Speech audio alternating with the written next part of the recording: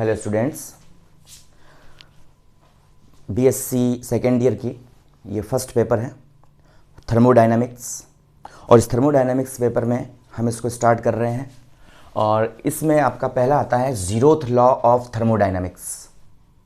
Zeroth law of thermodynamics क्या होता है? थर्मोडायनामिक्स क्या है? फिजिक्स की वो ब्रांच है जिसके अकॉर्डिंग हम जो है हीट और उस हीट से पड़ने वाले इफ़ेक्ट और उनसे जो बनने वाली डिवाइसेस हैं और उनके जो भी यहाँ पर रूल्स हैं उसको हम यहाँ पर स्टडी करते हैं। हीट इंजन को हम स्टडी करेंगे, ट्रांसपोर्ट फेनोमेनन की हम बात करेंगे, कुछ स्पेशल टाइप अपन यहाँ पर जो हीट जनरेटर भी देखेंगे। तो यहाँ पर ये है आपका zeroth law of thermodynamics. 3 law होते हैं इसमें, zeroth law, first law and second law. तो जीरोथ लॉ ऑफ थर्मोडायनामिक्स ये कहता है कि यदि आपके कोई 2 यहाँ पर सिस्टम है, यदि आपके पास में कोई 3 सिस्टम है, ये अपन 3 सिस्टम ले लेते हैं। ये पहला आपका सिस्टम है, ये कोई दूसरा आपका सिस्टम है और ये कोई आपका तीसरा सिस्टम है ना?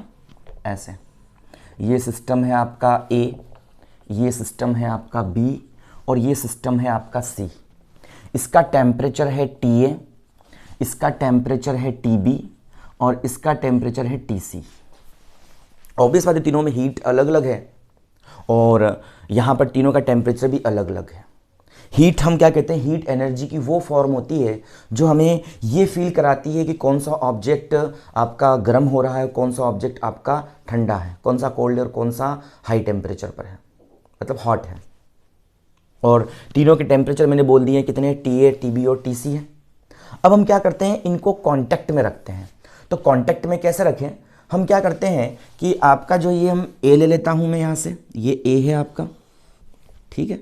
ये आपका जो ऑब्जेक्ट था A था, ये हमारे पास में इसमें क्या कर दिया मैंने, एक जो है ये कह सकते हैं इंसुलेटेड वॉल रख दी मैंने इसके, इन दोनों के बीच में। ये इंसुलेटेड वॉल है आपकी, ये वाली इंसुलेटेड वॉल है ये, ठीक है ना। ये A ऑब्जेक्ट ले लिया, ये मैंने B ऑब्जेक्ट इसके इस तरफ रख दिया। तो ऑब्वियस सी बात है कि A और B के बीच में कोई भी कनेक्शन नहीं है, ये दोनों सेपरेट हैं और अलग अलग हैं। किसके रेस्पेक्ट में? इस जो आपकी इंसुलेटेड वॉल के रेस्पेक्ट में। इसका टेम्परेचर कितना आना चाहिए था? मैंने TB लिया था, इसका टेम्परेचर TA लिया था। और अब हम क्या कर दें कि यहाँ पर हम इनको जो C है, इस C जो आपका ऑब्जेक्ट है, इसको मैं कुछ इस तरह से इसके कांटेक्ट में रख देता हूँ, इस तरह से। ये मैंने इसको इसके कांटेक्ट में रख दिया, है ना। ये C है और ये TC है। तो यहाँ पर जीरोथ लॉ ऑफ थर्मोडायनामिक्स ये कहता है कि यदि कोई आपका मटेरियल है ना, और मटेरियल जो है वो क्या है,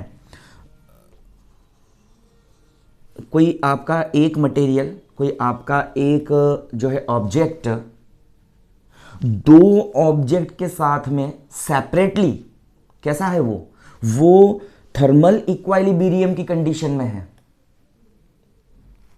ठीक है। वो थर्मल इक्विलिब्रियम की कंडीशन में है। तो उस कंडीशन में ये जो दोनों के ऑब्जेक्ट है ना, जिनके साथ ये थर्मल इक्विलिब्रियम की कंडीशन में था, वो दोनों भी एक दूसरे के रेस्पेक्ट क्या होंगे, इक्विलिब्रियम की कंडीशन में होंगे। मतलब मेरा कहने का मतलब है कि अगर आपका कोई C ऑब्जेक्ट है और ये A के साथ थर्मल इक्विलिब्रियम में है, इसका मतलब क्या होगा कि जब थर्मल इक्विलिब्रियम में होगा तो ये अपनी हीट इसको देगा या ये अपनी हीट इसको देगा और दोनों का टेम्परेचर एक टाइम पर क्या हो जाएगा, इक्वल हो जाएगा। इसी प्रकार से C है, ये आपके B के कांटेक्ट में भी है, इसका मतलब जो B है वो भी इस C के साथ थर्मल इक्विलिब्रियम में होगा, बिल्कुल होगा। क्यों? क्योंकि ये या तो इसको ये हीट देगा या ये इसको हीट देगा, और कब तक हीट का ट्रांसफर होता रहेगा, जब तक दोनों का टेम्परेचर इक्वल ना हो जाए। तो ये थर्मल इक्विलिब्रियम में होता है। तो ऑब्वियस सी बात है कि कोई ऑब्जेक्ट किसी A के साथ थर्मल इक्विलिब्रियम में है और यही ऑब्जेक्ट सेपरेटली किसी ऑब्जेक्ट B के साथ थर्मल इक्विलिब्रियम में है। तो इस कंडीशन में जिन ऑब्जेक्ट के साथ में थर्मल इक्विलिब्रियम में है ना, वो दोनों ऑब्जेक्ट्स भी एक दूसरे के साथ थर्मल इक्विलिब्रियम में है। क्योंकि TA इजिकल टू TC है, TB इजिकल टू TC है, तो आपका TA और TB ये भी क्या हो जाएंगे, एक दूसरे के इक्वल हो जाएंगे। तो ये आपका जीरोथ लॉ ऑर्डर होता है कि यदि कोई ऑब्जेक्ट सेपरेटली 2 ऑब्जेक्ट के साथ में क्या है, थर्मल इक्विलिब्रियम में है, तो ये जो जिन दो ऑब्जेक्ट के साथ थर्मल इक्विलिब्रियम में है वो दोनों ऑब्जेक्ट भी एक दूसरे के रेस्पेक्ट में थर्मल इक्विलिब्रियम में होंगे, और यही आपका जीरोथ लॉ ऑर्डर कहलाता है।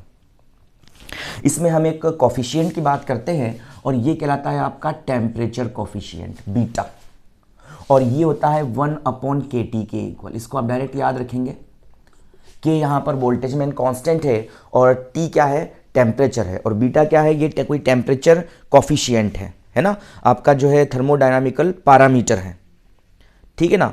और ये जो क्वांटिटी होती है आपकी टी, यहाँ पर एब्सोल्यूट टेम्परेचर है, और के क्या है आपका, के यहाँ पर जो है वोल्टेज में कांस्टेंट है।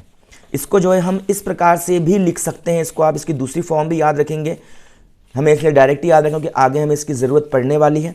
तो यहाँ पर हम इसको इस तरह से भी रख सकते हैं, इस तरह से भी इसको लिख सकते हैं। किस तरह से कि बीटा इजिकल टू जो होगा आपका ये हो जाएगा आपका डेल अपॉन में डेल ई, एनर्जी है डेल ई, ठीक है ना, 1/kT तो होता ही है, और साथ ही साथ अपन इसको del upon del E ln sigma E, ln sigma E, ये है आपका,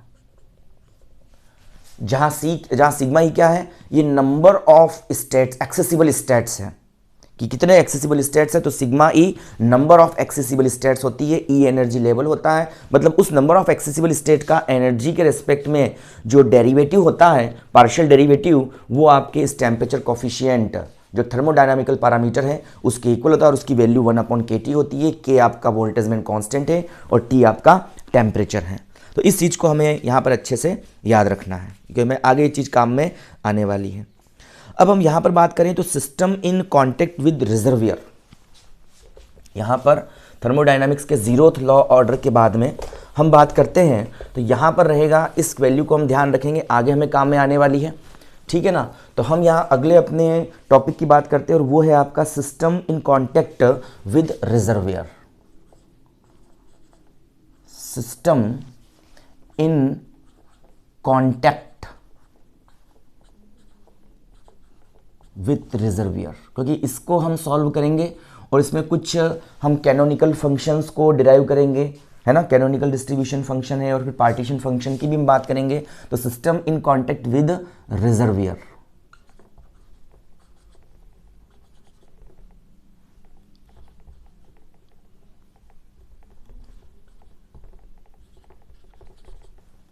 ठीक है, system in contact with reservoir, ठीक है ना। एक रिजर्वियर है,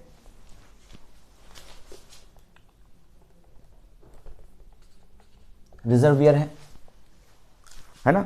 इस रिजर्वियर के साथ में हम यहां पर कह रहे हैं ये रिजर्वियर है आपका, और रिजर्वियर क्या होता है उसको हम यहाँ डिस्कस करेंगे। तो सिस्टम है कोई आपका और वो रिजर्वियर के साथ कांटेक्ट में है, तो हम यहाँ पर ये कहते हैं कि यहाँ पर कोई भी दो सिस्टम है, ए और ए डैश, ये ए सिस्टम है और दूसरा सिस्टम है ए डैश, इनके बीच म्यूचुअल इंटररिएक्शन होती है, इनके टेम्परेचर के बीच में, दोनों की हीट अलग अलग है, तो दोनों के बीच में क्या होता है, म्यूचुअल इंटररिएक्शन होता है।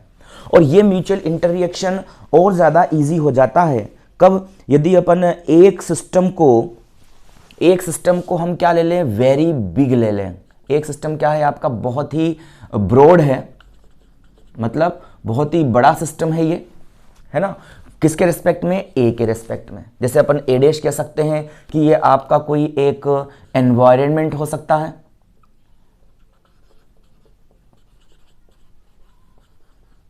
ठीक है ना, और ए डैश तो एनवायरनमेंट हो गया, और जो ए है ये आपका कोई हो सकता है, इसमें कोई आपका सिलेंडर हो सकता है जिसमें गैस भरी हुई है ना, सिलेंडर हो सकता है, कोई मेज पर और टेबल पर रखा हुआ कोई ऑब्जेक्ट हो सकता है, या कोई भी अदर पार्टिकल यहाँ पर हो सकता है।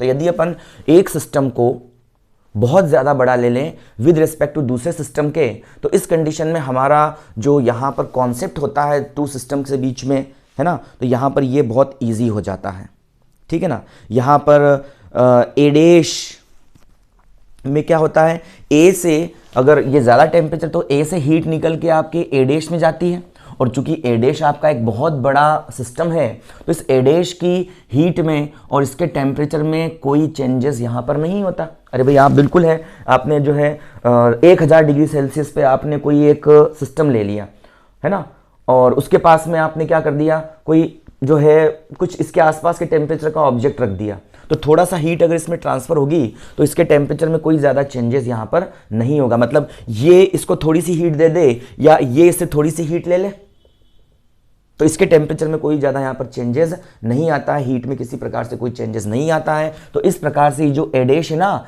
ये आपका कहलाता है हीट रिजर्वियर, ऊष्मा भंडारण। मतलब इसकी हीट को थोड़ा सा ले ले या थोड़ी सी हीट इसको दे दें तो इसके टेम्परेचर में कोई डिफरेंस नहीं आता है। तो इस प्रकार ए डैश इस कंडीशन में क्या कहलाता है, हीट रिजर्वियर यहाँ पर कहलाता है। ठीक है, तो अब हम यहाँ पर क्या फाइंड करेंगे, हम किसी भी सिस्टम जो आपका ए है इसकी किसी एनर्जी लेवल EI की I लेवल में होने की प्रोबेबिलिटी निकालेंगे।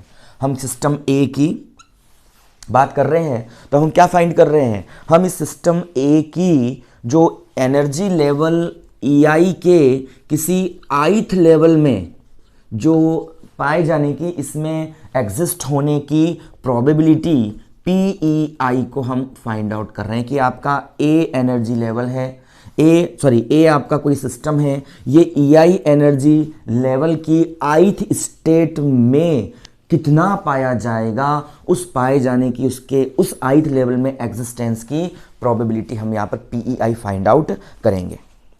तो यहाँ पर हम ये कहते हैं कि सिस्टम ए किसी हम ये बोल देते हैं कि आपका जो सिस्टम है ना, ये सिस्टम ए है, लेट हम कंसिडर कर लेते हैं कि सिस्टम ए है, ये आपके किसी ith स्टेट में प्रेजेंट है। ये हम शुरू मान के चलते हैं कि हमारे पास ए और ए डैश रिजर्वियर है और ए क्या है, आपका सिस्टम है। तो ये सिस्टम किसी ith स्टेट में क्या है, प्रेजेंट है, और इसकी जो एनर्जी है वो एनर्जी में बोल देता हूँ कितनी है, इस टाइम पर जब ith स्टेट में है तो इसकी एनर्जी कितनी है, आपकी EI है। और हमारे पास में एक तो ए डैश आपका रिजर्वियर था, है ना, और यहाँ पर अब मैंने कहा कि ए डैश की एनर्जी लेवल में कोई चेंजेस यहाँ पर नहीं आता है। मतलब टोटल एनर्जी में किसी प्रकार से अगर टोटल एनर्जी में बोल दूं E स्टार, यदि ए और ए डैश की दोनों की टोटल एनर्जी में बोल देता हूँ कितनी है, दोनों की एनर्जी मिला करके E स्टार है, तो इस कंडीशन में क्या लिख सकता हूँ कि E dash is equal to E minus EI लिखा जा सकता है इसे, कि जो आपकी E डैश होगी वो E स्टार माइनस EI होगी। E स्टार क्या है, EI क्या है, जो आपका ए सिस्टम है वो किसी ith स्टेट में जिसकी एनर्जी EI है, क्लियर है। E डैश क्या है, इस रिजर्वियर की एनर्जी है, और दोनों की टोटल एनर्जी कितनी मानी है मैंने, E स्टार मानी है, तो ऑब्वियस सी बात है इसकी एनर्जी EI है, टोटल एनर्जी E स्टार है। तो इस कंडीशन में आपकी ए डैश जो आपका रिजर्वियर है उसकी एनर्जी कितनी होगी, E डैश होगी। इसको हम यहाँ नाम देख के एक छोड़ देते हैं। ठीक है, अब हम ये बोलते हैं कि यहाँ पर कि ए एक जो एनर्जी स्टेट I में है, जिसके लिए वही स्टेट, वही एनर्जी स्टेट एक्सेसिबल होती है जो ए डैश के लिए होती है। भाई ए डैश और ए आपके कांटेक्ट में रखे हुए हैं, और ए जो है आपका EI स्टेट में है, और EI स्टेट किससे एक्सेसिबल कर रहा है, ए डैश से एक्सेसिबल कर रहा है, वो उसमें ही तो है ना। इस कंडीशन में ए की एनर्जी जो होती है EI, जो लेवल अपने ith लेवल लिया है, तो ए का जो ith लेवल है वो इससे एक्सेसिबल तो है, और साथ साथ वो ए डैश से भी क्या है, बिल्कुल एक्सेसिबल होगा। तो इस कंडीशन में हम प्रिंसिपल ऑफ एप्रोप्रिएट प्रोबेबिलिटी से कह सकते हैं, क्या कह सकते हैं कि किसी स्पेशल जो आपकी स्टेट I में किसी भी सिस्टम के एग्जिस्ट करने की प्रोबेबिलिटी है ना, और वो जो प्रोबेबिलिटी होगी वह जो एक्सेसिबल स्टेट की जो प्रोबेबिलिटी की क्या होगी, एक्सेसिबल स्टेट की नंबर ऑफ एक्सेसिबल स्टेट के डायरेक्टली प्रोपोर्शनल होगी। देखिए मैं यहाँ से लिख रहा हूँ PI is directly proportional to sigma dash E dash, ये मैं लिख देता हूँ, PI is directly proportional to sigma dash E dash. ध्यान दें, ए आपका कोई सिस्टम है, ए डैश कोई रिजर्वियर है, ए सिस्टम ith एनर्जी स्टेट में है जिसकी एनर्जी EI है, और यहाँ पर बिकॉज ए और ए डैश एक दूसरे के कांटेक्ट में है। जब ए की ith स्टेट होगी तो वही स्टेट इससे भी एक्सेसिबल होगी। और एप्रोप्रियोरी जो आपका प्रिंसिपल होता है क्वांटम मैकेनिक्स का, है ना, जो आपकी ये क्वांटम ये है आपकी कौन सी मैकेनिक्स है, प्रिंसिपल ऑफ एप्रोप्रियोरी, जो आपकी स्टैटिस्टिक्स की मेन जो पोस्टुलेट है, उस मेन पोस्टुलेट में मैं पोस्टुलेट को यूज कर रहा हूं प्रिंसिपल ऑफ एप्रोप्रियरी प्रोबेबिलिटीज। तो उससे ये है कि जो आपका जो कंबाइंड सिस्टम है, इस कंबाइंड सिस्टम में ith एनर्जी लेवल में इस सिस्टम ए के पाए जाने की जो प्रोबेबिलिटी होगी वो सिग्मा डैश ई डैश के डायरेक्टली प्रोपोर्शनल होगी। यहां पर ये आपका जो सिग्मा डैश ई डैश है ना, ये सिग्मा डैश ई डैश क्या है, तो ये सिग्मा डैश ई डैश ये नंबर ऑफ एक्सेसिबल स्टेट्स है, number of accessible states, accessible states. बिल्कुल क्लियर है, मतलब कि ए पाया जा रहा है ith में और वो स्टेट इससे भी एक्सेसिबल है। तो आपकी एप्रोप्रियोरी सिस्टम ये कहता है कि जो प्रोबेबिलिटी होगी, प्रिंसिपल ऑफ एप्रोप्रियोरी सिस्टम जो क्वांटम जो आपकी स्टैटिस्टिक्स का मेन फंडामेंटल पोस्टुलेट्स है, तो वो ये कहता है कि उस ith स्टेट में उस जो आपकी कंबाइंड प्रोबेबिलिटी होगी उस सिस्टम के पाए जाने की, तो वो सिग्मा डैश ई डैश के डायरेक्टली प्रोपोर्शनल होगी, जहां पर सिग्मा डैश ई डैश क्या, नंबर ऑफ एक्सेसिबल स्टेट्स, मतलब जितनी एक्सेसिबल स्टेट्स होगी वही आपकी जो है प्रोबेबिलिटी यहां पर बन जाएगी। तो P i is directly proportional. तो उसको अपन हटाते हैं। अब यहां से प्रोपोर्शनलिटी का साइन हटाता हूं, मैं कॉन्स्टेंट से मल्टीप्लाई करता हूँ सी डैश से और सिग्मा डैश ई डैश, मैं इसको यहाँ पर इस प्रकार से लिख के छोड़ दूँ, जहाँ पर सी डैश क्या है, एक कांस्टेंट है, और ये सी डैश जो कांस्टेंट होता है और यह ith एनर्जी लेवल पर डिपेंड नहीं करता है, ये हमें ध्यान रखना है। मैं इस ई डैश को क्या लिख सकता हूँ, तो ई डैश को मैं लिख सकता हूँ P I that's is equal to C dash sigma dash, और ई डैश की जगह मैं लिख दूंगा ई स्टार। ई स्टार क्या है, कंबाइंड एनर्जी है दोनों सिस्टम की। ई आई क्या है, ith स्टेट की एनर्जी है। इसको मैं बोल देता हूँ इक्वेशन सेकंड। ठीक है, तो ये मैं इस प्रकार से लिख सकता हूं। ठीक है, अब हम इस यहां से e i is very very less than e star है। ऑब्वियस सी बात है कि जो ई आई है आपका is very very less than e star है। ई स्टार क्या है, कंबाइंड एनर्जी है दोनों की, ए और ए डैश की। और ई आई क्या है, ए जो ith स्टेट में है उस ith स्टेट की एनर्जी ई आई है। तो ऑब्वियस सी बात है ई आई की वैल्यू ई स्टार से बहुत लेस देन है। इस कंडीशन में मैं यहां से टेलर सीरीज से मैं इसको यहां क्या कर सकता हूं, एक्सपेंड कर सकता हूं मैथमेटिक्स की टेलर सीरीज से। तो ये टेलर सीरीज जो होती है, जो सिग्मा डैश ई को मैं, है ना, लॉगरिथम, इसके लॉगरिथम में ले लेता हूं, सिग्मा डैश ई डैश का मैं लॉगरिथम ले लेता हूं, और इसके लॉगरिथम को हम क्या कर सकते हैं, इसके लॉगरिथम मतलब लॉग सिग्मा डैश ई डैश या ई स्टार माइनस ई आई, यही तो है। तो मैं क्या कर सकता हूं, इसको मैं एक्सपेंड कर सकता हूं किसकी सीरीज में, टेलर सीरीज के टर्म्स में। तो यहां से इसका जो टेलर सीरीज का टर्म आता है तो एल एन बन जाएगा आपका सिग्मा डैश ई स्टार, एल एन, है ना, सिग्मा डैश ई स्टार। इसको टेलर सीरीज है, आप जानते हैं, मैथमेटिक्स में पढ़ी है आप लोगों ने। तो ये इसको एक्सपेंड कर रहा हूं मैं टेलर सीरीज से, किसको, इस नंबर ऑफ एक्सेसिबल स्टेट्स को मैं टेलर सीरीज से एक्सपेंड कर सकता हूं, इसके लॉगरिथम को। और ये बन जाएगा माइनस का del L N sigma dash, minus का del L N sigma dash upon में, यहां से बन जाएगा ये आपका डेल ई dash, del L N sigma dash del ई डैश। और किसके लिए निकाला है मैंने इसको, ई स्टार के लिए कहा है, तो ई स्टार ऐसे इसको लिख सकता हूं मैं, है ना। ये मैंने एक्सपेंड कर रहा हूं, del L N sigma dash ई स्टार अपॉन में डेल ई डैश, और साथ में क्या है आपका ई आई।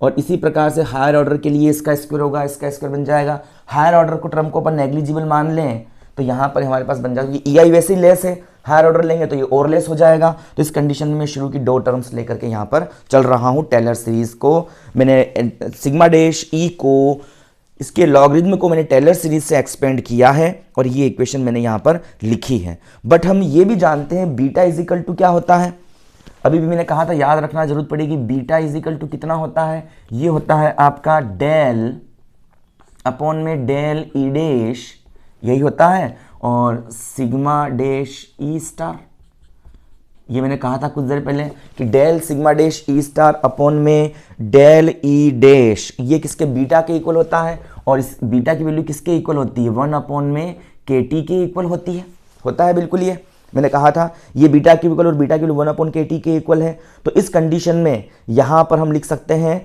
इस कंडीशन को यहाँ पर इस पूरे की जगह में कितना लिख सकता हूँ, बीटा लिख सकता हूँ। तो यहाँ से बन जाएगा आपका लॉग, कितना बन जाएगा, sigma dash E star minus e i, इसको ऐसे लिख सकते हैं, है ना। दैट्स इज इक्वल टू, पहली टर्म तो ऐसी की ऐसी है, तो ln सिग्मा डैश ई स्टार, ये मैंने एज इट इज छोड़ा है टेलर सीरीज में, और माइनस का इसके जगह रख दिया मैंने बीटा, तो बीटा ई आई, ये मेरे पास में यहाँ बन जाता है। क्लियर है। अब हम इसको सॉल्व करते हैं, तो इसको सॉल्व कैसे करें,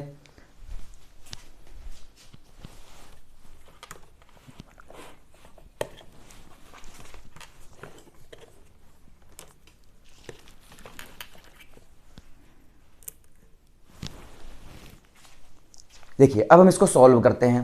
तो इसको हम सॉल्व कैसे करें, तो यहाँ से मैं इसको लिख दूँ ln, लॉग में ln भी लिख सकता हूँ, कोई दिक्कत नहीं है, ln sigma dash E star minus e i, ये तो है हमारे पास में, इज इक्वल टू, इसको मैं लिख दूँ ln, ये बन जाएगा साइड सिग्मा डैश और ई स्टार और माइनस का, इसको मैं लॉग ई का मल्टीप्लाई कर दूँ, इसमें कोई फ़र्क नहीं पड़ेगा, ln ई का एक ही बात है, लॉग या ln, n log m मतलब पावर में चला जाएगा, तो ln e की पावर ऑफ कितना, इसको प्लस बना दूं और इसको लिख दूं मैं कितना, माइनस का बीटा ई आई, लिख सकते हैं बिल्कुल इसको। अब log m plus log n मतलब log m इंटू एन, तो ln ये बन जाएगा sigma dash E star minus e i, ये बन जाएगा, और ये बन जाएगा ln सिग्मा साइन डैश ई स्टार, है ना, और इंटू साथ में कितना है, ई की पावर ऑफ माइनस का बीटा ई आई, यही तो बचेगा। इक्वेशन नंबर हो गई हमारे पास थर्ड, ठीक है ना। और ln से ln में कंपैरिजन करके हटा सकता हूँ इसको एंटी लॉग लेकर के, तो जो sigma dash E star minus e i बन जाएगा आपका सिग्मा डैश ई स्टार ई की पावर ऑफ माइनस का बीटा ई आई, है ना। और इस वैल्यू को उठाकर कहाँ रख दें, यूज इन इक्वेशन सेकंड, इसको मैं इक्वेशन सेकंड में यूज कर देता हूं। तो इक्वेशन सेकंड में पी आई क्या है आपकी, तो पी आई इज इक्वल, देखो सी डैश पहले से मौजूद था ये, और sigma dash E star minus e i, इसकी जगह क्या रख दूं मैं, इसकी जगह देता हूं सिग्मा डैश ई स्टार, ये रख देता हूं, और ई की पावर ऑफ माइनस का बीटा ई आई, और मान लेता हूं c is equal to C dash sigma dash E star, ये एक और कांस्टेंट मान लिया, और ये भी एनर्जी लेवल्स पर डिपेंड नहीं करता है। तो इस कंडीशन में दीज इंप्लाइज ये बन जाता है P I, that's is equal to कितना बन जाता है, सी ई की पावर ऑफ माइनस का बीटा ई आई, और ये इक्वेशन नंबर 4 हो जाती है। क्लियर है। तो ये हमारे पास प्रोबेबिलिटी निकल के आती है। कौन सी प्रोबेबिलिटी, किसी भी ए सिस्टम की रिजर्वियर की ith स्टेट में जिसकी एनर्जी ए आई है उसमें पाए जाने की, उसमें एग्जिस्ट करने की प्रोबेबिलिटी हमारे पास निकल जाती है। ये एक हमारे पास टर्म निकल के आती है ना। इसको अपन बोलते हैं प्रोबेबिलिटी डिस्ट्रीब्यूशन फंक्शन। ये जो फंक्शन कहलाता है ना, इसको बोलते हैं, पूरी बुक में काम में आने वाला है, ध्यान रखना है, इसलिए इसको probability distribution function, distribution function, ठीक है, इसको इस नाम से जानते हैं। या इसका एक नाम और है, वो हम कहते हैं यहां पर क्या, वो हमारे पास में एक नाम और है इसका, और वो है इसका वोल्टेज मान कैनोनिकल डिस्ट्रीब्यूशन फंक्शन। क्या बोल सकते हैं इसको, इसको अपन जो है यहां पर canonical distribution function, distribution function भी इसको यहां पर कह सकते हैं। तो दो नाम से जानते हैं, प्रोबेबिलिटी डिस्ट्रीब्यूशन फंक्शन या कैनोनिकल डिस्ट्रीब्यूशन फंक्शन। इसमें जो लॉगरिथम है ना, e की power of minus beta E i, इसे वोल्टेज मान फैक्टर कहते हैं, है ना। e की पावर ऑफ जो माइनस का बीटा ई आई आपके पास में आ रहा है ना, ये क्या कहलाता है, इसको बोलते हैं अपन वोल्टेज मान फैक्टर, ठीक है, वोल्टेज मान फैक्टर कहते हैं इसको, ठीक है ना। तो इसको क्या कहते हैं अपन, वोल्टेज मान फैक्टर कहते हैं, ठीक है ना। तो ये ध्यान रखना है, वोल्टेज मान फैक्टर बन के आता है हमारे पास, इस फैक्टर को कहते हैं, आगे ध्यान रखना है इसको। तो ये वोल्टेज मान फैक्टर यहाँ पर कहलाता है। इस प्रकार हम कह सकते हैं किसी भी सिस्टम का इंजेंबल जो कांस्टेंट टेम्परेचर पर किसी हीट रिजर्वियर के साथ थर्मल इक्विलिब्रियम में है, तो उस कंडीशन में उस इंजेंबल को हम p i is equal to c की power of minus beta E i के अनुसार इसको अपन कह सकते हैं, और ये कहलाता है आपका कैनोनिकल इंजेंबल। क्लियर है? तो ये हमारे पास में जो है इसका रिजल्ट निकल करके आता है। अब हम इसको आगे देखें, तो आगे देखो हमारे पास में ये आपका probability distribution function, canonical distribution function आया है, और ई की power of minus beta E i को मैं बोल्ट्जमान फैक्टर यहां पर कहता हूं। ठीक है ना? तो यहां पर अब जो है हम यहां पर ये जो कांस्टेंट है ना, इस कांस्टेंट की वैल्यू को हम फाइंड आउट कर सकते हैं। हम कैसे? यहां पर जो है इस कांस्टेंट की वैल्यू को अपन नॉर्मलाइजेशन से फाइंड आउट कर सकते हैं। नॉर्मलाइजेशन के बारे में आप डिटेल में क्वांटम मैकेनिक्स थर्ड ईयर में आप पढ़ेंगे। तो नॉर्मलाइजेशन की कंडीशन से मैं सी की वैल्यू को फाइंड आउट कर सकता हूं। कैसे फाइंड आउट करते हैं? तो हम ये कहते हैं कि जिस कांस्टेंट को हमें फाइंड आउट करना है ना, उस कांस्टेंट के लिए हम जो एक क्वांटिटी जिसके बराबर है, मतलब कि जो सिग्मा पी आई मैं लूंगा, और ये मैक्सिमम प्रोबेबिलिटी क्या होनी चाहिए? 1 होनी चाहिए। According to normalization function, energy state के बीच जिनकी बात कर रहे हैं, तो किसी एनर्जी स्टेट में उस पार्टिकल के पाए जाने की जो प्रोबेबिलिटी मैक्सिमम होगी, और मैक्सिमम प्रोबेबिलिटी हमेशा 1 होती है, इसलिए प्रोबेबिलिटी की मैक्सिमम वैल्यू 1 रख करके मैं सी की वैल्यू को फाइंड आउट कर सकता हूं। तो सिग्मा बन जाएगा आपका, कितना बन जाएगा? सी ई की पावर ऑफ माइनस का बीटा ई आई, इस पी आई की वैल्यू रख दी मैंने यहां पर, और दैट्स इज इक्वल टू 1। सी निकल जाएगा बाहर, और इसको मैं लिख दूं 1 अपॉन में ई की पावर ऑफ सिग्मा ई की पावर ऑफ माइनस का बीटा ई आई, ये मेरे पास वैल्यू निकल जाती है। इसको मैं यूज कर देता हूं इन 4, तो क्या बन जाएगा हमारे पास? P I that's is equal to, ये बन जाएगा सी ई की पावर ऑफ माइनस का बीटा ई आई, और अपॉन में सिग्मा ई की पावर ऑफ माइनस का बीटा ई आई। ये नॉर्मलाइजेशन कंडीशन से मैंने सी की वैल्यू फाइंड आउट कर ली है। ठीक है ना? तो यहाँ पर इस कंडीशन को हम लिख सकते हैं, और ऐसे हम इसको सॉल्व कर सकते हैं। तो यहाँ से हम किसी भी सिस्टम के लिए हम प्रोबेबिलिटी डिस्ट्रीब्यूशन फंक्शन को 5 को यूज़ करके हम क्या कर सकते हैं? उसका मीन वैल्यूज़ की हम निकाल सकते हैं। तो ये भी इक्वेशन आपको याद रखनी है, इसको अपन नेक्स्ट सेक्शन में स्टडी करेंगे, और ये आपका प्रोबेबिलिटी डिस्ट्रीब्यूशन फंक्शन बनेगा। ठीक है ना? वहां पर हम इसको अच्छे से स्टडी करेंगे। तो मैंने क्या किया? मैंने यहां पर ये इक्वेशन लिख दी, इसको मैंने कहा प्रोबेबिलिटी डिस्ट्रीब्यूशन फंक्शन, इसको कैनोनिकल डिस्ट्रीब्यूशन फंक्शन भी कहते हैं, और ये जो ई की power of minus beta E i है ना, इसको बोल्ट्जमान फैक्टर कहते हैं। कि वोल्टेज इसमें आपका बोल्ट्जमान फैक्टर इसमें इंक्लूड होता है, कि beta is equal to 1 upon K T होता है, इसीलिए तो ये बोल्ट्जमान फैक्टर कहलाता है। हम इस सी को फाइंड आउट करना चाहते हैं, तो सी को फाइंड आउट कर सकते हैं हम किसकी हेल्प से? हम फाइंड आउट कर सकते हैं नॉर्मलाइजेशन की कंडीशन से। नॉर्मलाइजेशन कंडीशन ये कहती है किसी पार्टिकल की किसी एनर्जी स्टेट में फाइंड होने की जो प्रोबेबिलिटी है, भाई हम उसको फाइंड तो नहीं कर सकते वहां पर एग्जैक्टली, बता नहीं सकते किस टाइम पर वो कौन सी स्टेट में होगा, बट हम उस स्टेट में उस पार्टिकल के पाए जाने की, एग्जिस्ट होने की प्रोबेबिलिटी को फाइंड आउट कर सकते हैं। तो किसी भी स्टेट में किसी पार्टिकल के ith स्टेट में पार्टिकल के पाए जाने की जो प्रोबेबिलिटी होती है वह कितनी होती है? मैक्सिमम प्रोबेबिलिटी 1 होती है, इससे ज़्यादा प्रोबेबिलिटी कभी नहीं होती। तो प्रोबेबिलिटी मैक्सिमम होती है और वो 1 के इक्वल होती है। तो यहाँ पर इसको इक्वल टू 1 रख दिया, इस वैल्यू को उठा के यहाँ रखा, इससे मैंने सी की वैल्यू फाइंड आउट करी, इसको उठा के फिर से मैंने यहाँ ला के रख दिया, तो हमारे पास ये इक्वेशन आती है। इस इक्वेशन से हम किसी भी सिस्टम के लिए जो है किसी पार्टिकल की किसी स्टेट में पाए जाने की प्रोबेबिलिटी का मीन वैल्यू हम फाइंड आउट कर सकते हैं।